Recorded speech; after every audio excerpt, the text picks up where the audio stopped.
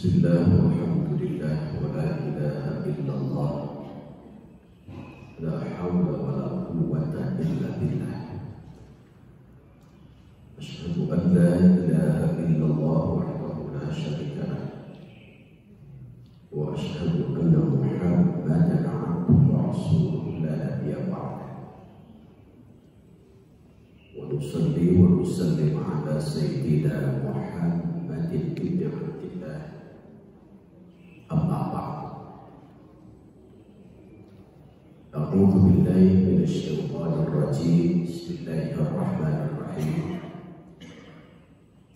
Lam yakunil ladzina kafaru min ahlil kitab wal musyrikina munfakkina hatta ta'tiyahumul bayyinah. Al-ayat. Pada kajian subuh ini kita teruskan tafsir surah Al-Bayyinah, yang artinya adalah surat tanda bukti yang nyata. Surat tanda bukti yang nyata. Karena manusia selalu ingin bukti dan Allah menjawabnya. Ketika manusia mengelak itu dengan bukti. Salah satu contoh dalam Quran surah An-Nahl ayat 28. Alladzina tatawaffahumul malaikatu dzalimi anfusihim. Orang-orang yang wafat saat malaikat mencabut ruhnya. Di ujung kehidupan orang ini adalah jelek, atau sebut dengan su'ul khatimah. Di ujung kehidupan yang jelek. Lalu orang yang di ujung kehidupannya jelek ini yang mengatakan fa'alqus salam, saya serahkan sepenuhnya kepada Allah. Kemudian ma kunna na'malu min su'in, saat dia berserah diri kepada Allah sambil mengelak. Orang yang meninggal dunia, wafat, di ujungnya jelek, mengelaknya apa? Ya Allah, kami tidak pernah berbuat jelek, kami tidak pernah berbuat dosa. Mengelak. Lalu Allah jawab melalui para malaikat, bala, kamu itu bohong, padahal pernah berbuat dosa. Innallaha alimun bima ta'malun. Sesungguhnya Allah Maha tahu apa yang kamu lakukan. Allah sodorkan bukti saat manusia ini mengelak.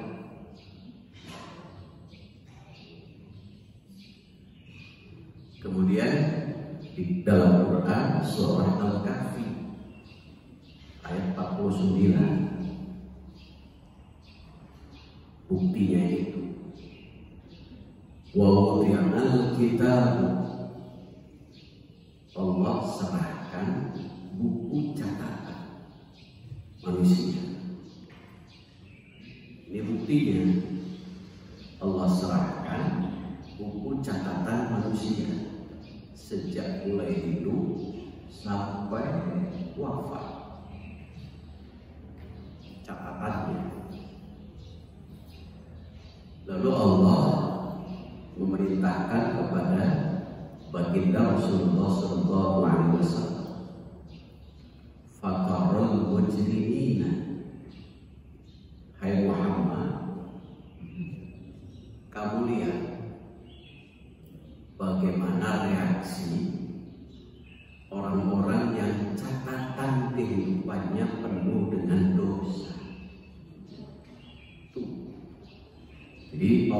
manusia mengelak, Allah sodorkan catatan.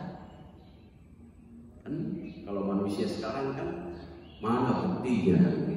Kalau nggak ada bukti selalu omong doa, teori. Allah sodorkan bukti. Dan Rasulullah menyaksikan.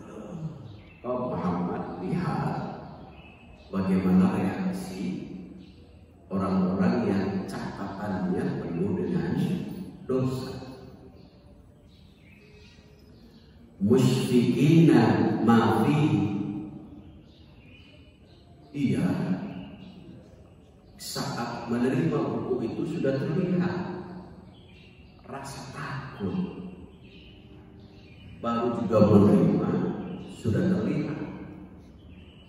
Dalam surah Az-Zumar ayat 43 itu disebut wujuhuhum muswaddah, wajahnya kelihatan hitam, wajahnya kelihatan hitam, ketakutan.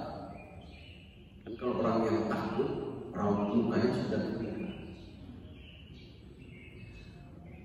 Sambil mengatakan dan merengek di hadapan Allah, yaquluna ya laitana, celaka celaka. Sambil dia bertanya, mana kita hadir kita, catatan apa? La yughadiru saghiratan wala kabiratan illa ahsaha. Kok si catatannya dari mulai perbuatan terkecil sampai terbesar illa ahsaha, rinci. Makanya jangan main-main dengan perbuatan dosa. Walaupun mengingat Allah sodorkan bukti, rinci catatannya. Jadi semacam kita ini hidup ini disorting, direkam jejak hidup kita. Illa ahsaha, tidak ada catatan yang tertinggal sedikit pun.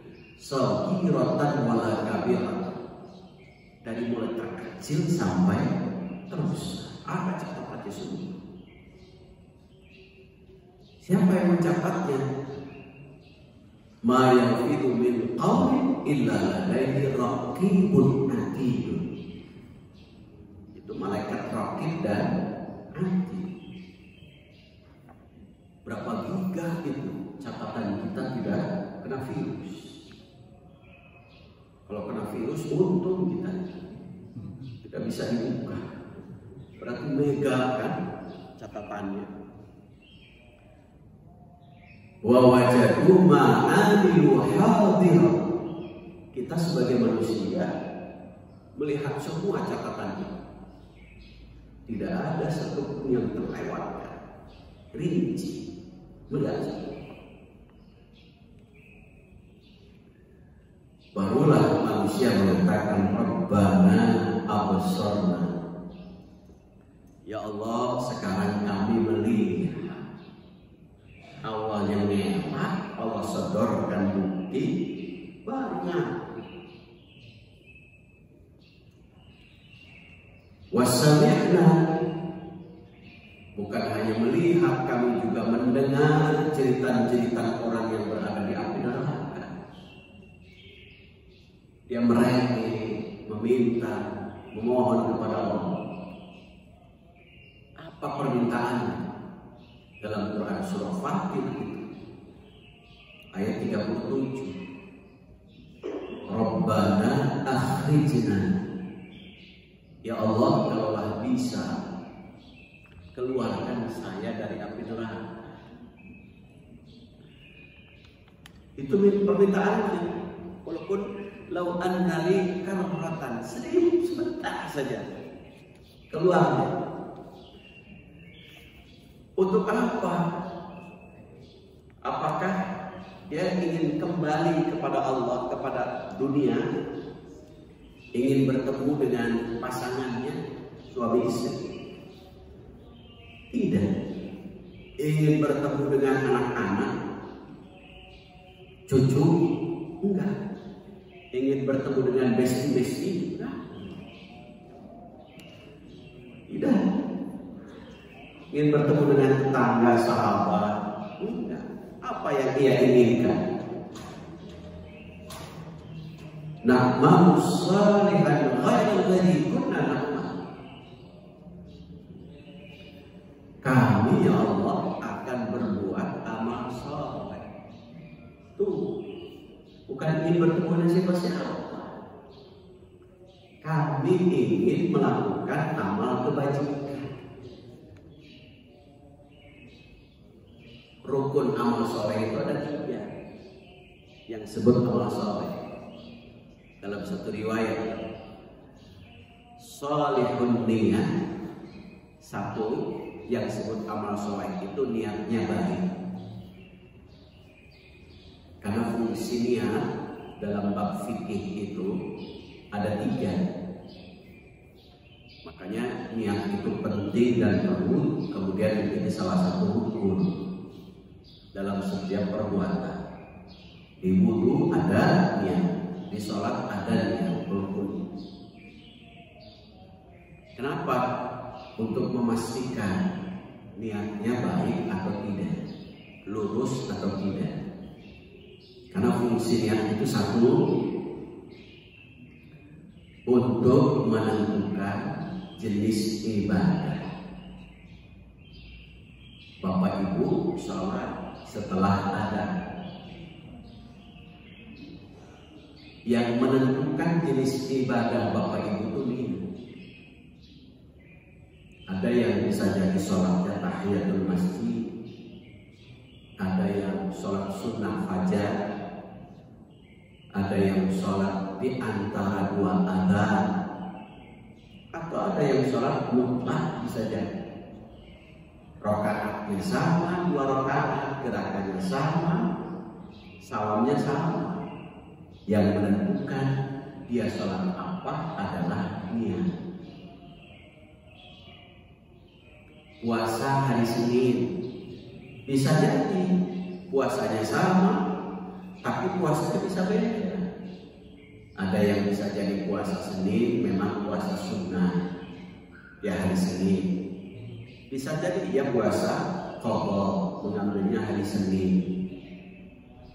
Atau bisa jadi puasa kifarah, tebusan, mengambilnya hari Senin. Yang menentukan niat. Itu. Yang kedua, rukun fungsi niat itu adalah menentukan kualitas ibadah. Bapak Ibu, kenapa bulan Ramadan walaupun sahur atau tidak kuat? Karena niatnya sebelum Ramadan sudah niat. Di bulan Sya'ban bahkan di bulan Rajab sudah niat. Tetapi kenapa pada saat puasa Senin kok sih tidak kuat kalau tidak sahur? Karena niat. Pak, Bu, puasa. Tadi malam saya nggak sahur. Kalau buat puasa, kalau enggak, insya Allah enggak. Karena niatnya sudah ragu. Jadi yang menentukan adalah niat, kualitas. Ibadah haji yang umroh yang menentukannya niat, kualitas ibadah. Ada orang yang ketika ibadah haji umroh sholatnya di hotel terus. Jadi yang mengambil umroh, kenapa? Niat. Kalau orang yang betul-betul ibadah, niatnya kuat, siap, sholatnya di masjid.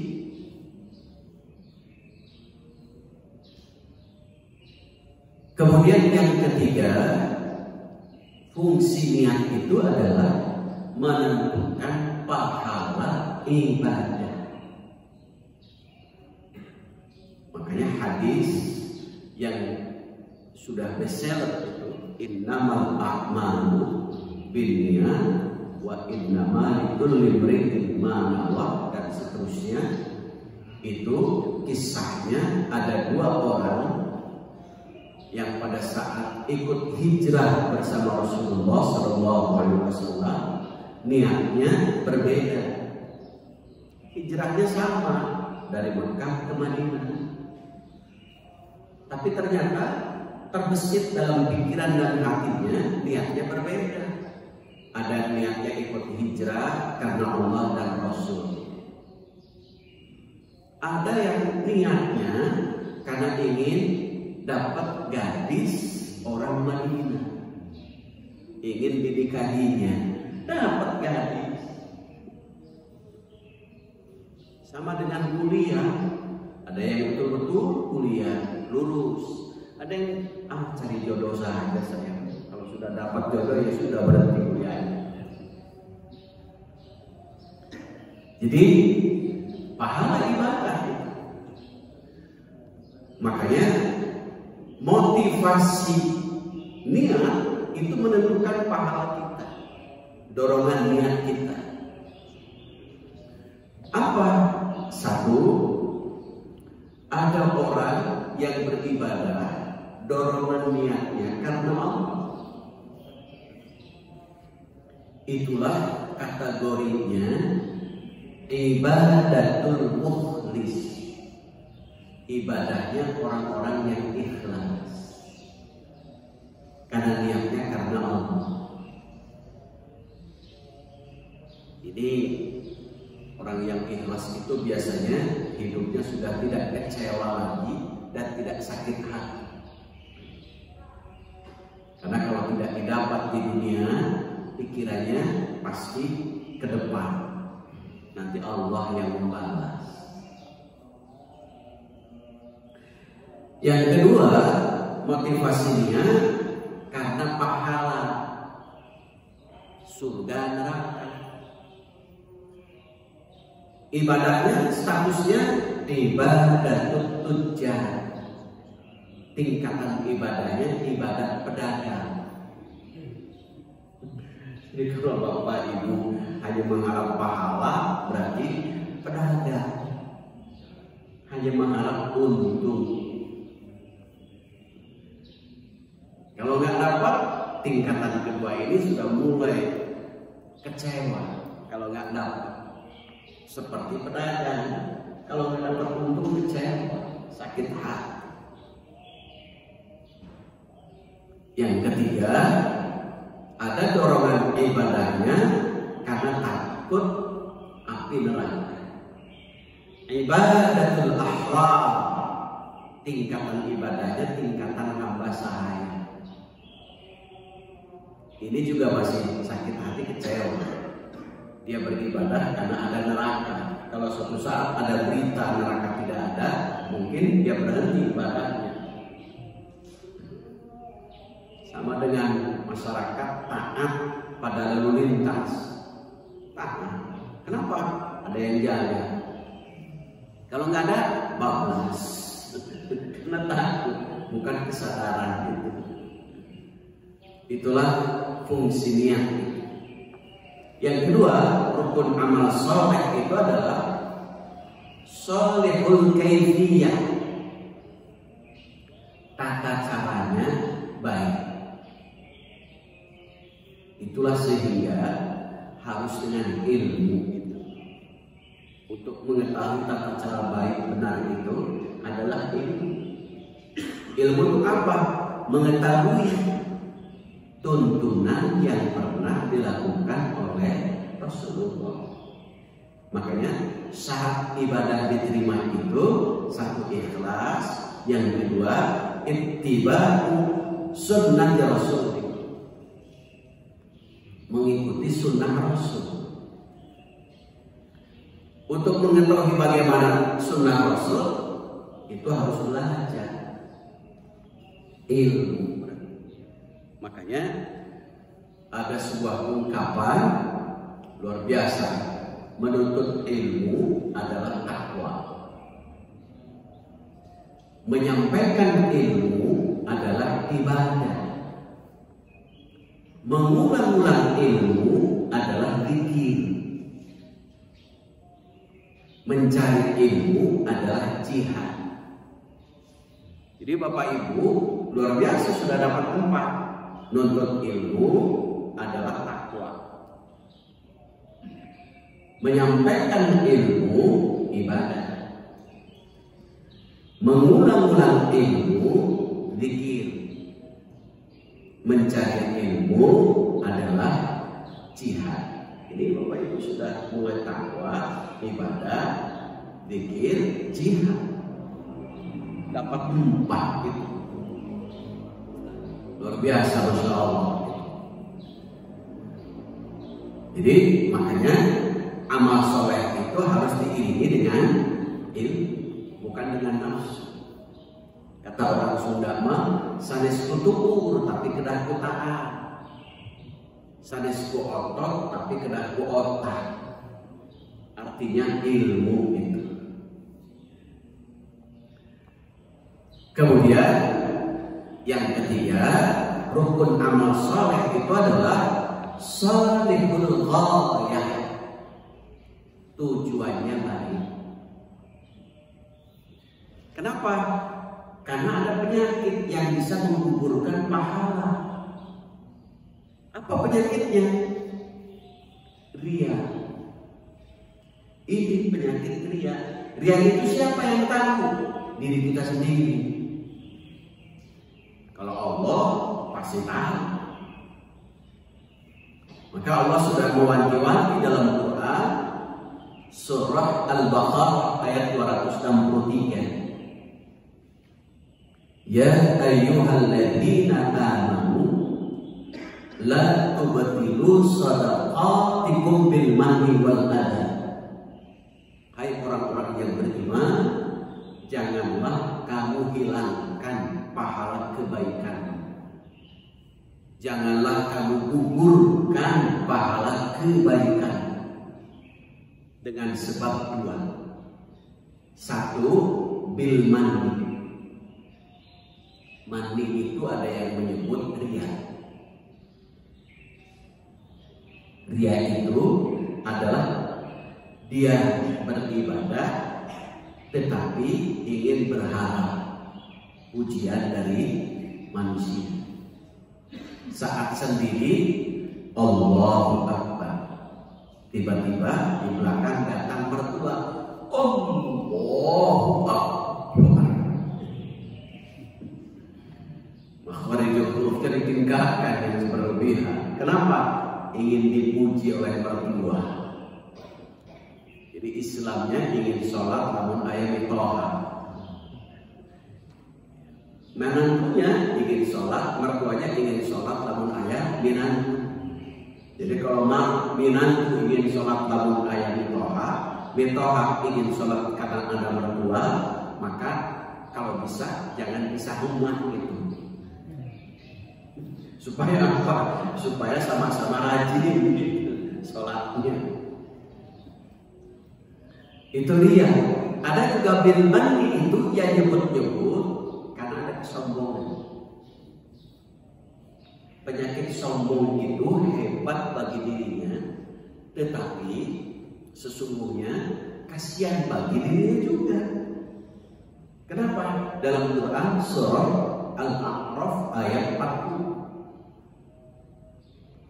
Wastakbaru an, orang-orang yang menyombongkan diri.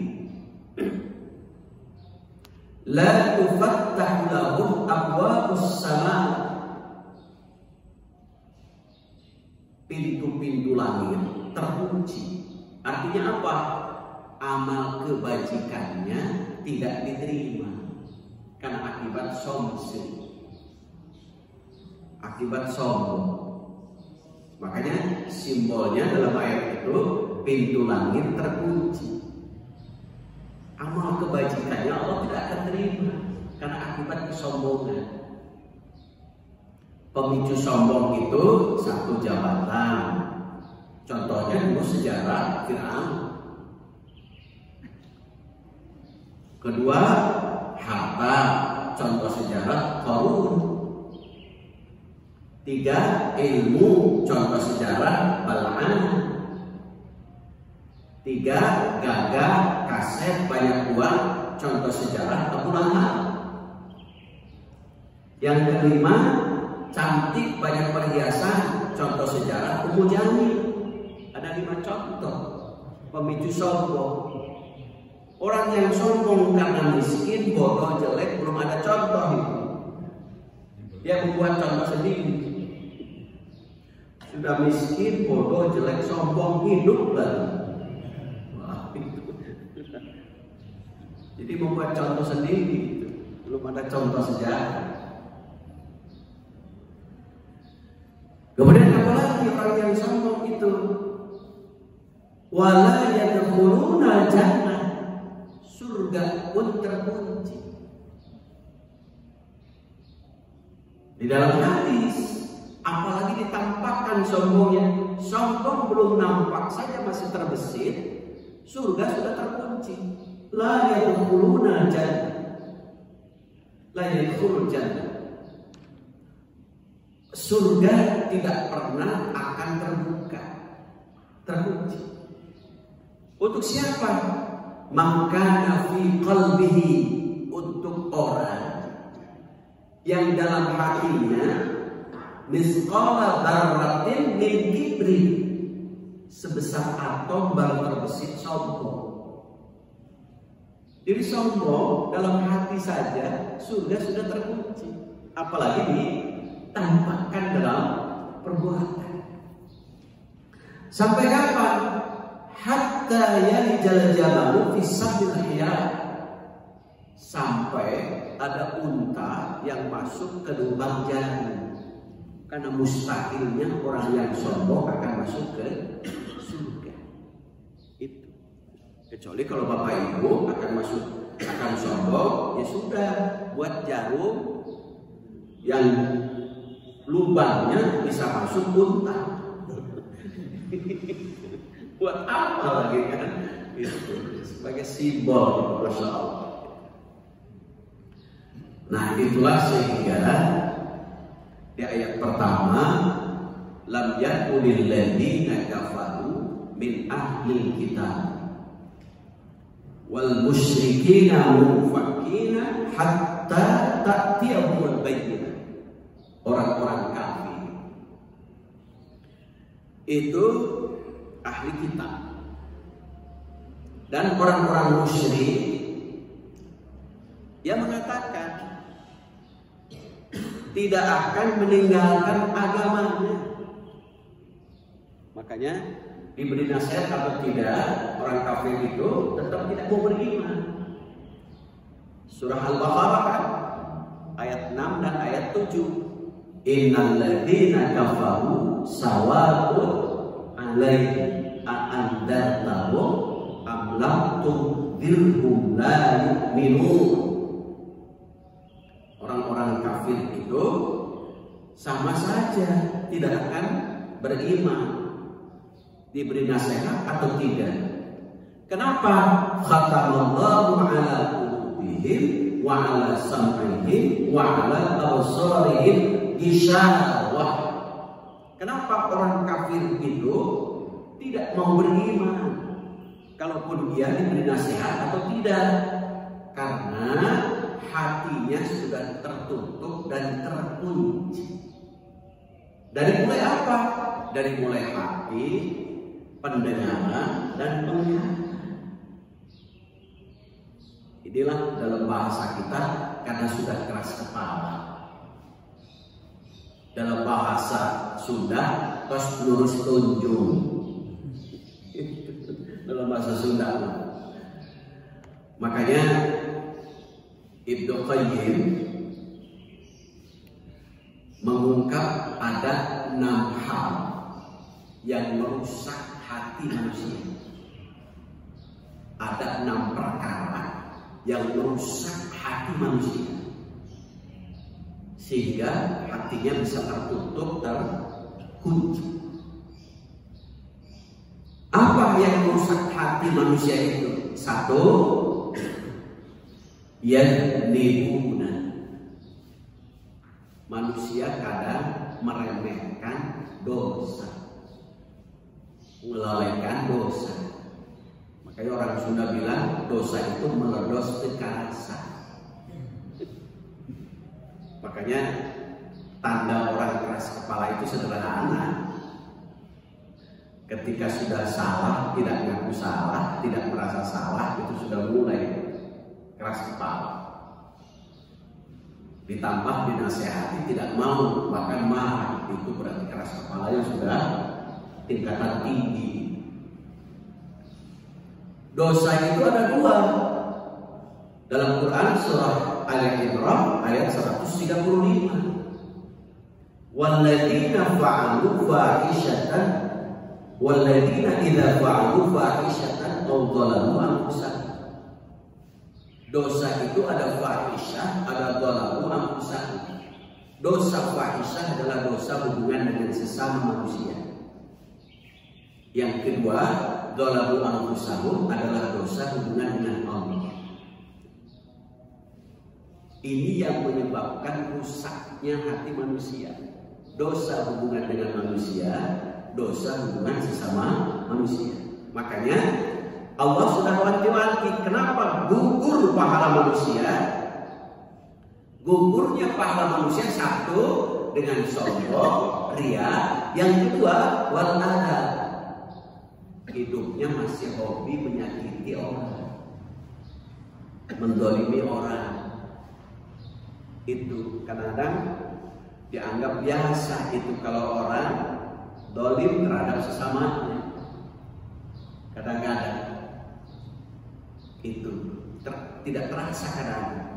Na'udzubillah, kadang-kadang dia berbuat seenaknya karena memang bawaannya. Kadang-kadang itu tidak terasa itu kepada bawahannya, dia seenaknya, tutur katanya kasar, perbuatannya sering menyakiti dia. Itu dosa hubungan dengan manusia yang menyebabkan hati manusia rusak. Yang kedua, sebab hati manusia rusak itu adalah yata'allamuna al-ilma wa la ya'malun. Semangat belajar, semangat nuntut ilmu, tetapi tidak kurang semangat untuk mengamalkannya. Nuntut ilmunya semangat belajarnya, sekolah TK, SD sampai perguruan tinggi, S1, S2, S3. Puncaknya sekolah itu. Belum belajar di luar sekolah, majelis taklim. Banyak malu, tapi kurang semangat mengamalkan. Maka dalam hadis ilmu itu dibagi dua. Al ilmu fil qalbi fadzaka al ilmu nafi'. Ilmu yang nempel dalam hati itulah ilmu yang bermanfaat. Kalau ilmu sudah nempel dalam hati, maka ia akan menampakkan meningkatnya ibadah. Yang kedua, semakin baik akhlaknya. Itu ilmu manfaat itu. Bukan hanya sekedar mendapat pekerjaan, penghasilan, itu pendapatan, bukan. Dia banyak pendapat juga menghasilkan pendapatan. Bukan hanya itu. Tapi semakin bagus akhlak. Yang kedua, al-ilmu 'ala lisan. Ilmu hanya nempel di lidah. Yang kedua, hanya untuk pandai berdebat, pandai pidato, pandai ceramah, tapi perilakunya ya tidak rubah. Maka ilmu seperti ini yang hanya nempel di lidah, hujjatullah 'ala bani Adam. Ilmunya itu akan memberatkan diri sendiri ketika menghadap kepada Allah. Itu yang kedua, yang merusak hati manusia. Yang ketiga, yang merusak hati manusia adalah idza amilu wa la yukhlisun. Ia berbuat tapi tidak ikhlas.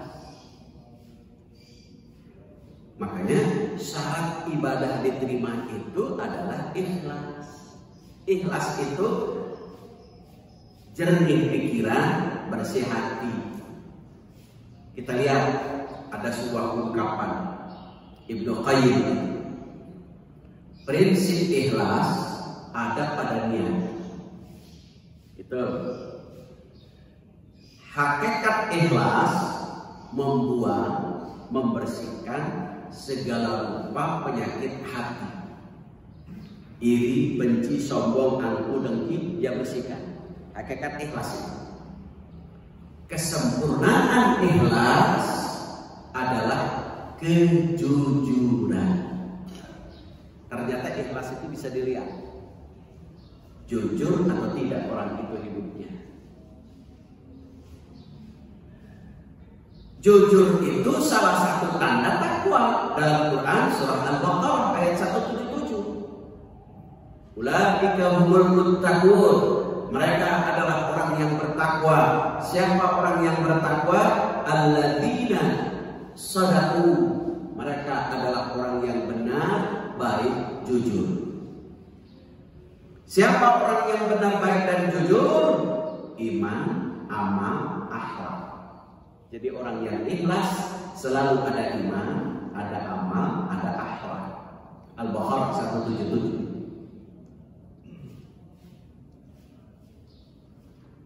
Kemudian yang keempat yang merusak hati manusia itu adalah yaquluna rizqallah wa la yashkurun. Kita senantiasa menikmati pemberian Allah, rizki Allah, nikmat-nikmat Allah, tapi wa la yashkurun, kurang bersyukur kepada Allah. Diberi sedikit, diberi banyak, banyak sedikit, ngeluh. Imam Mawardi, supaya Bapak Ibu bersyukur, kata Imam Mawardi, mengingat-ingat sesuatu yang hilang. Apa artinya?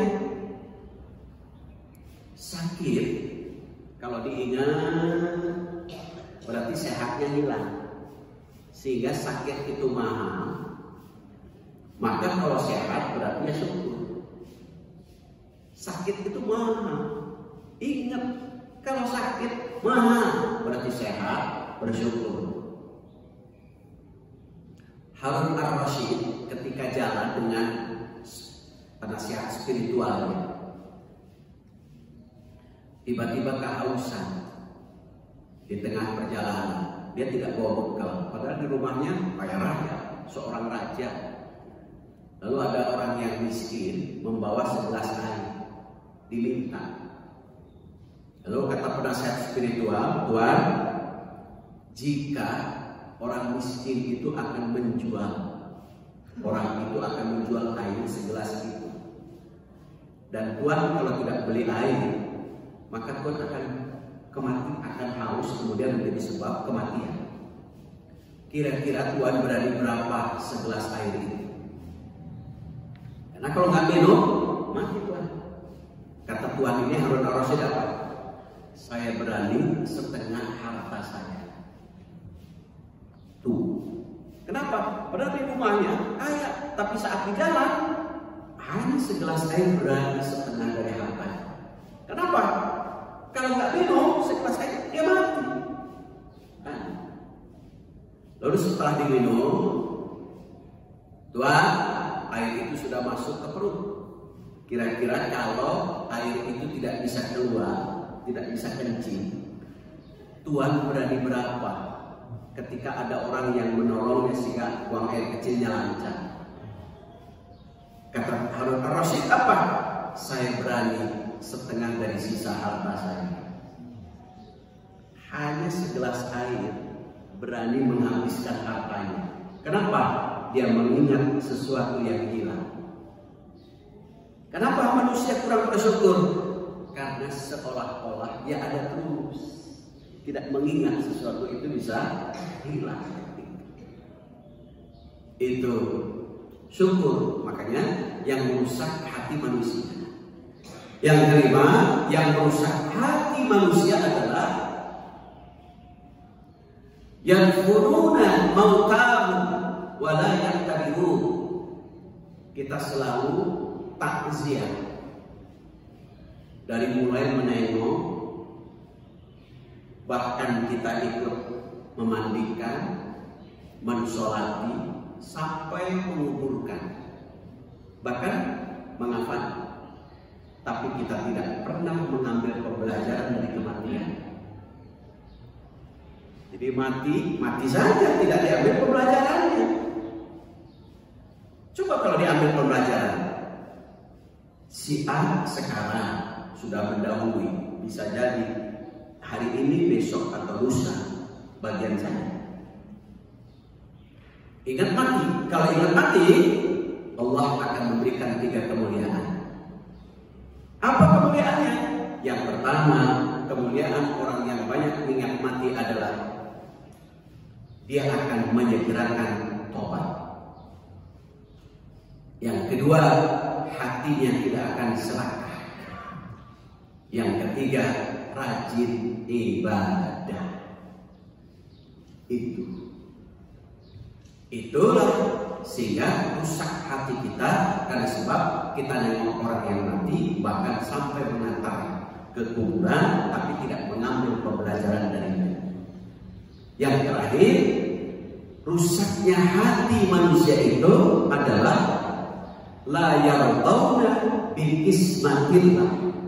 Kadang-kadang manusia tidak ridho atas takdir Allah.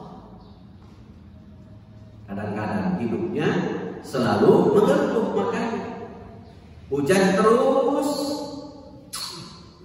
kemarau, hujan kemarau, takdir Allah. Itulah sehingga orang kafir itu artinya adalah tertutup, terkunci. Karena tertutup, terkunci, dia mengatakan hatta ta'tiyahumul bayyinah. Saya mau ubah kalau sudah datang bukti. Allah sudah datangkan bukti Rasulullah, Allah datangkan bukti Al-Quran, tapi tetap saja la yu'minun. Ternyata bukan ini, tetapi hati mereka tertutup, terkunci, sehingga ada bukti pun Rasulullah datang, Quran datang, tetap saja tidak mau beriman. Saya kira itu dulu. Barangkali ada yang belum jelas. Silakan Bapak Ibu. Silakan. Oh, mangga Bu Haji.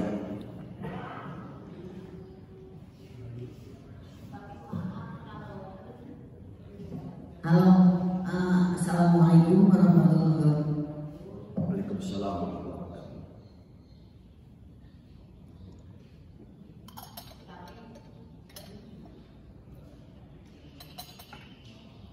Siap, kita kliknya. Baterai apa itu?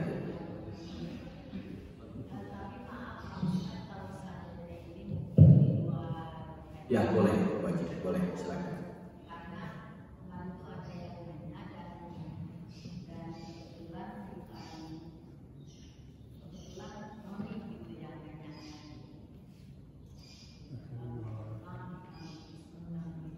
Gitu. Dia bertanya, kan kalau orang yang ahli sedekah, ahli infak apapun, pasti oleh Allah diganti dengan berlipat ganda. Tapi ada riwayat yang mengatakan Rasul pernah kelaparan sampai mengganjal dengan batu perutnya. Nah itu padahal beliau kan seorang yang fisabilillah, pejuang, dan seorang ahli yang berinfak dan sedekah. Nah dalam hal ini apakah ada riwayat yang terputus atau memang hal demikian, dan maknanya untuk kita contoh seperti itu katanya untuk apa? Itu aja yang ditanyakan. Maaf kalau saya ini di luar konteks dari yang barusan Bapak Ustadz utarakan. Terima kasih.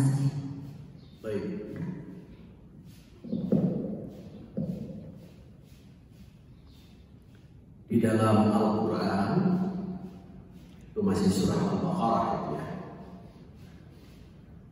Innal ladzina amanu wa 'amilus shalihati wa aqamus sholata wa atuz zakata lahum ajruhum inda rabbihim.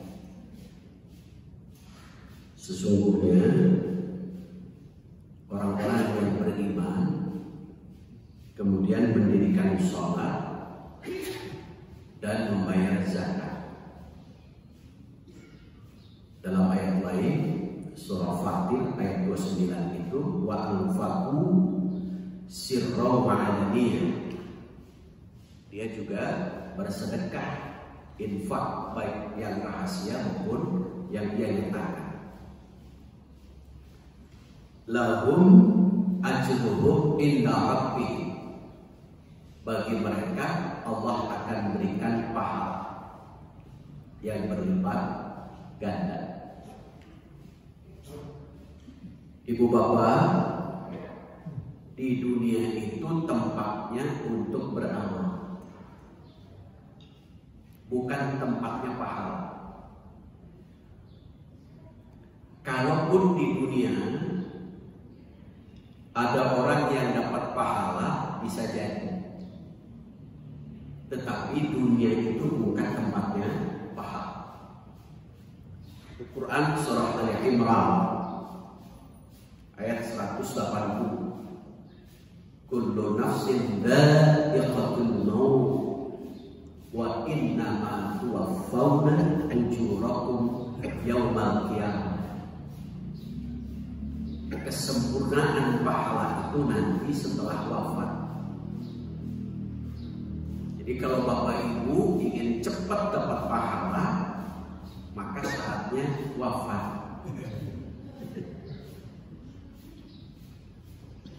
Walaupun ada orang yang bersedekah berinfak di dunia, Allah ganti di dunia, sama dengan seperti doa. Kita berdoa, Allah jawab dengan 3 cara. Kita berinfak, Allah jawab dengan 3 cara. Supaya Bapak Ibu ketika bersedekah berinfak itu di dunia tidak dibalas, tidak kecewa. Yang pertama, Allah jawab, pahalanya bisa jadi cash and gain. Ini yang diharapkan oleh semua orang. Bapak bersedekah 1 perak, pahalanya 10. Langsung 1 perak jadi 10, berarti 11. Dari setiap 1 perak itu 700, ya kan?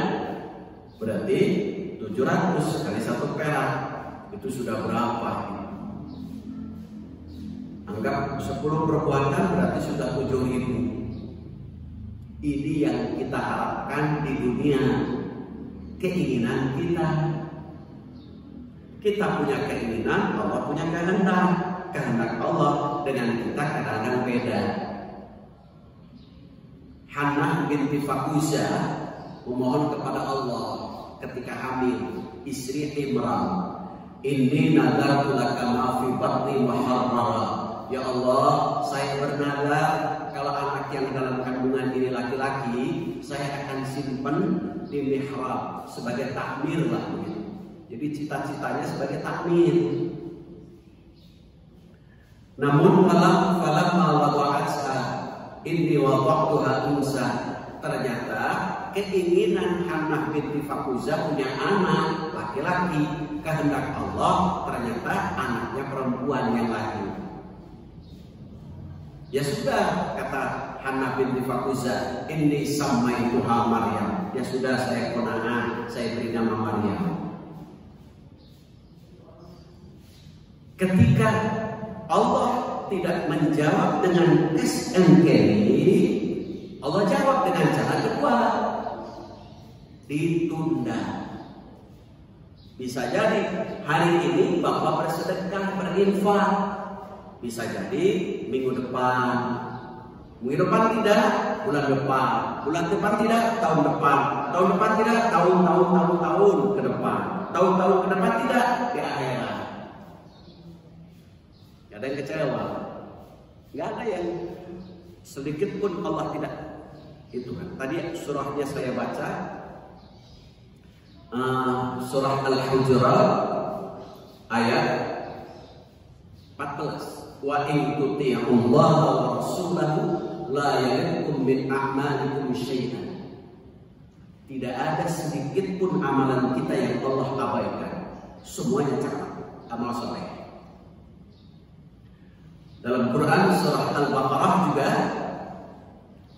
ayat 143 di ujungnya ada ayat wa ma kana Allahu liyudhi'a imanakum.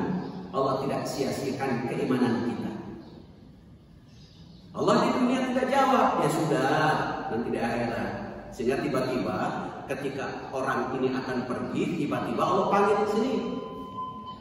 Apa ini pahalamu saat kau di dunia aku belum balas? Numpuk di akhirat. Tuh, kan? Kalau di dunia semua nanti habis di akhiratnya. Dunia akhirat kita. Yang ketiga, kalaulah yang kedua Allah tidak jawab, yang satu Allah tidak jawab, kedua tidak jawab, Allah jawab dengan cara yang ketiga. Allah ganti dengan yang lebih baik. Makanya ada hadis, as-shadaqatu tadfa'ul bala. Sedekah itu adalah pencegah, penghilang musibah. Bisa jadi dia sehat karena sedekah. Dia mulus ketika saat punya keinginan tercapai. Anak-anaknya soleh, rumah tangganya rukun, damai. Itu bisa jadi karena sedekah infak dia. Itu lancar semua urusannya. Jadi Allah balas tidak hanya keinginan materi, Allah balas dengan materi. Tidak, Allah balas dengan yang lain bisa jadi. Tapi itu adalah yang lebih baik. Itu wajib sebagai balas, sebagai jawaban. Saya kira itu. Jadi kemudian beliau sampai ini batu itu apakah cuma karena tidak ada makanan atau gimana? Bukan. Yang pertama memang qana'ah. Kan tanda orang yang kaya itu ada 3 dalam Quran surah Ad-Duha ayat alam yajidka yatiman fa'awa wa wajadaka dhalan fahda wa wajadaka a'ilan fa'aghna. Di situ wa wajadaka a'ilan fa'alna. Rasulullah temukan miskin kemudian kaya. Miskin tapi kaya. Apa makna kaya di situ? Ada 3 makna kaya. 1, disebut kaya adalah setiap keinginan tercapai. Kaya. Ibu bapak dulu waktu bujangan ingin nikah tercapai, kaya. Setelah nikah ingin punya anak, tercapai, kaya. Punya anak ingin punya rumah, tercapai, kaya. Sudah berapa kali kaya ini? Kaya betul. Yang kedua, makna kaya itu adalah punya keinginan tidak mampu memenuhinya, pandai menahan. Kaya. Rasulullah ketika istrinya bisa jadi kan sibuk apa, kemudian tidak ada makanan. Rasulullah, saya puasa. Itu sehingga di situ ada pembelajaran sampai ditahan bajunya. Kalau Rasulullah kaya raya terpenuhi terus, nanti tidak ada sebuah perjuangan. Maka pembelajaran ada sebuah perjuangan. Ternyata Rasulullah kaya. Kenapa? Kalau tidak ada makanan, tahan. Itu kaya. Bapak-bapak ingin nyambung, tidak mampu memenuhinya, tahan. Kaya itu. Kaya itu. Semakin banyak nahan, semakin kaya. Luar biasa. Yang ketiga, yang disebut kaya itu adalah ketika bapak ibu memiliki sesuatu bisa memberi kepada orang lain. Punya uang 1 miliar, tapi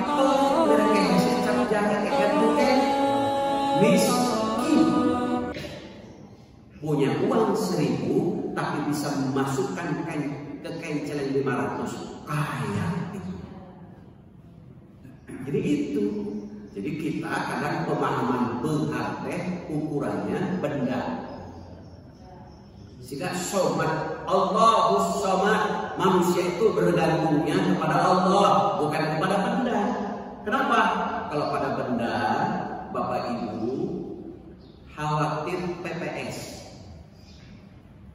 post power syndrome. Ketika benda itu hilang, stres kesananya. Karena kalau benda pasti hilang, pasti hilang. Ada seorang istri yang membanggakan perhiasannya, saat meninggal dunia hilang. Kan perhiasannya banyak, kemana? Dibawa oleh suaminya untuk nikah lagi. Tuh, hilang. As-somadnya kepada Allah, bukan kepada benda. Kadang-kadang kalau kita penghargaan kepada seseorang itu kepada benda. Kalau naik mobil baru yang keluar adalah kopi cappuccino, naik motor teh manis, jalan kaki air putih biasa.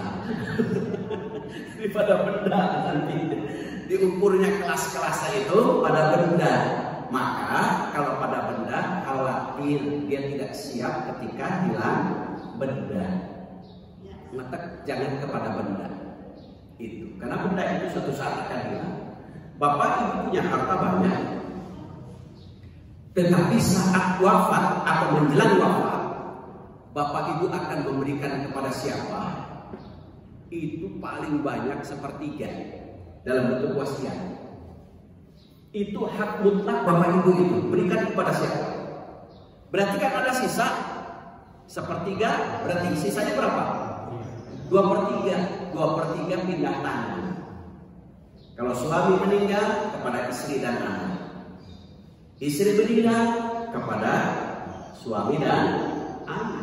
2/3. 1/3 itu pun jika menjelang wafatnya terkena korek, pelit, berkesek, cap jahe. Kalau masih pelit, berarti 100% pindah tangan. Itu tidak ada untuk dirinya bakal di akhirat. Itu wajib. Ada lagi? Mangga, wajib. Yang ke-6 itu diterangkan bahwa orang-orang kafir dan orang-orang musyrik akan masuk neraka jahanam dan mereka adalah kekal selama-lamanya. Mereka itu adalah makhluk yang sejahat-jahatnya. Pertanyaannya adalah singkat. Toleransi terhadap orang-orang kafir dan orang-orang musyrik tersebut. Gimana Pak?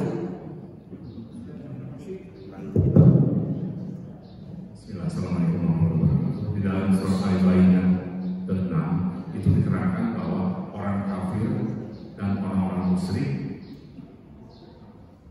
itu adalah akan masuk ke dalam neraka jahanam dan mereka adalah kekal di dalamnya selama-lamanya. Mereka itu adalah makhluk yang sejahat-jahatnya. Pertanyaannya adalah, perlukah kita bertoleransi terhadap orang-orang kafir dan orang-orang musyrik? Itu aja, Pak. Terima kasih. Waalaikumsalam warahmatullahi wabarakatuh. Baik. Jawabannya ada pada Quran surah At-Taubah ayat 5. Fa idza salaha al-ashhurul hurum faqtulul musyrikina haitsu wajadtumuhum. Ini periode Makkiyah ini. Apabila sudah habis bulan-bulan haram, yaitu 4 bulan tadi ya, Muharram, Dzulqa'dah, Dzulhijjah, dan Rajab. 4 bulan. Muharram, Dzulqa'dah, Dzulhijjah, dan Rajab. Ini sudah selesai. Faqtulul musyrikina, maka bunuh orang-orang musyrik itu haitsu wajadtumuhum, di mana saja kamu ketemu. Ini saat periode Mekah. Tapi lanjutan ayat At-Taubah indah sekali ayat ini. Fa in tabu wa aqamus shalah wa atuz zakat. Ketika mereka taubat, itu mendirikan sholat, bayar zakat, innallaha ghafurur rahim. Allah saja Maha Pengampun, masa kita pendendam. Jadi kita harus jadi pemaaf kalau mereka taubat, jangan dan kenapa? Pendendam itu untuk lipat dari zalim. Pendendam itu zalim. Zalim itu apa? Setengah manusia, setengah setan.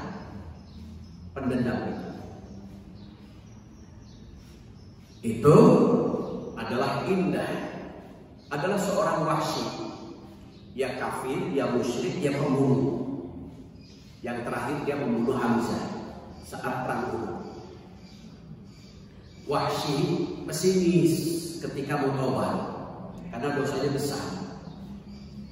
Ya dia musyrik, ya kafir, ya juga pembunuh, ya juga perbuatan zina. Kan 4 dosa besar.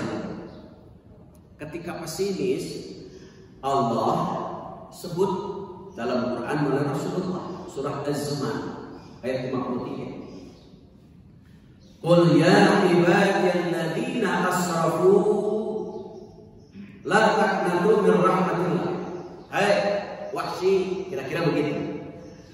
Kalau sekarang diterjemahkan, hai orang-orang yang penuh dengan dosa.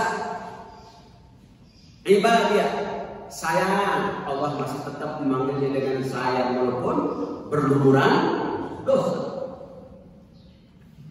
Jangan berlebihan. Seolah-olah dalam perasaannya Allah tidak akan mengampuni. Perasaan Wahsy saat itu, Allah mungkin tidak akan mengampuni saya karena dosa saya selalu besar. Kemudian teruskan ya Allah, la taqnatu min rahmatillah. Jangan putus asa atas rahmat Allah. Innallaha yaghfiru dzunuba jami'an. Allah akan mengampuni seluruh dosa-dosa manusia jika mau taubat. Itu saya kira itu Pak. Jadi seberat apapun dosa kita, setinggi apapun dosa kita, kalau taubat Allah Maha Pengampun. Jika kita jalan untuk taubat kepada Allah, Allah jemput dengan lari. Jika kita menangis mencucurkan air mata karena taubat istighfar kita, Allah jemput dengan senyum. Rahmat Allah lebih besar ketimbang dosa kita. Saya kira itu banyak. Ada lagi? Cukup? Ya cukup, itu saja barangkali yang saya sampaikan. Mudah-mudahan bersambung ini ya, to be continued. Jadi bersambung. Mudah-mudahan kita tetap sehat, panjang umur, diiringi dengan keberkahan. Itu saja barangkali yang saya sampaikan untuk kajian hari ini. Ikat kita baru 1 ayat, nanti insya Allah diteruskan ke ayat-ayat berikutnya. Kita tutup bersama-sama pengajian ini dengan membaca doa kafaratul majlis. Subhanaka Allahumma wa bihamdika asyhadu an la ilaha illa anta astaghfiruka wa atubu ilaik. Assalamualaikum warahmatullahi wabarakatuh.